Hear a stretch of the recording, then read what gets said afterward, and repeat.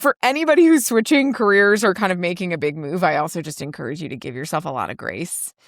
I'm someone who wishes that they could just like jump right in and be an expert right away, but it does take time and there's like a learning period involved. And so just understand that there will be that, especially if you're switching industries.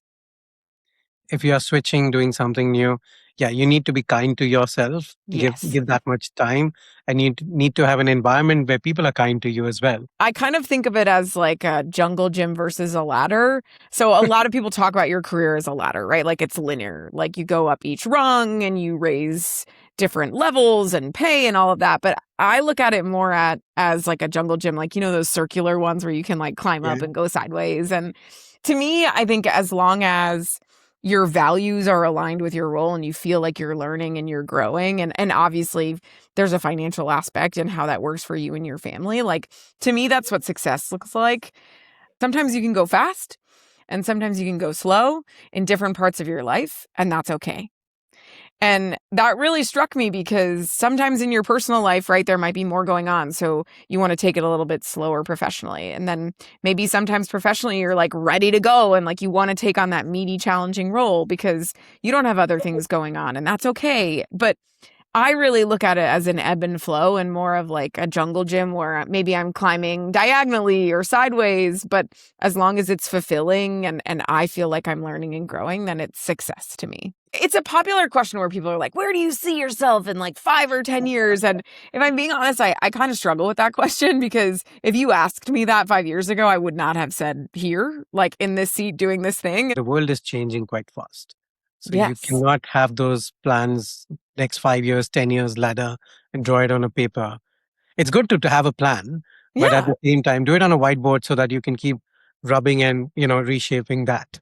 In the wake of AI, I think a lot of things are going to change in the next 2, 5, 10 years. And so it's not as linear, and that can be challenging and confusing because it's not kind of a 1, 2, 3 step type of thing. But that's why I try to anchor on professional, personal values and goals. And that helps guide you versus being like, hey, I need to achieve this specific job with this specific title in this way. I mean, I think for anybody who's looking to switch careers or do something different, like I feel like in the past, maybe it wasn't something that people do, but I think it's very normal now. Like non-traditional career paths, even breaks, like they're much more acceptable now. And if you are looking to get into a new industry or try something new, like reach out to people.